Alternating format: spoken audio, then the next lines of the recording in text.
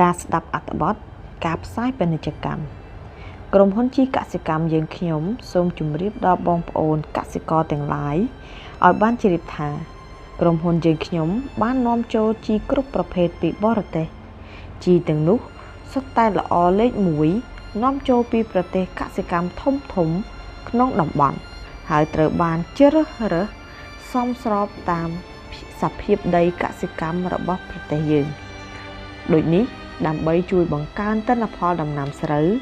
និងដំណាំផ្សេងទៀតរបស់បងប្អូនសូមបងប្អូនកសិករប្រញាប់រកជីវដែលមានលក់ដុំនឹងរាយនៅតាមផ្លូវតាមដេប៉ូចែកចាយរាជធានីភ្នំពេញនិងតាមបណ្ដាខេត្តក្រុងទូទាំងព្រះរាជាណាចក្រកម្ពុជាពិសេសទៅទៀតបើលោកអ្នកទិញជីពីក្រុមហ៊ុនយើងខ្ញុំកុំភ្លេចមើលក្នុងបាវព្រោះមានរង្វាន់បង្កប់នៅក្នុងនោះបើលោកអ្នកឃើញថង់ប្លាស្ទិកដែលបង្កប់ក្នុងជីនោះលោកអ្នកនឹងទទួលបានរង្វាន់ជាទីគាប់ចិត្តជាមិនខាន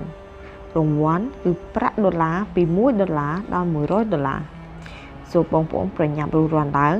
ទិញច្រើនឈ្នះរង្វាន់កាន់តែច្រើន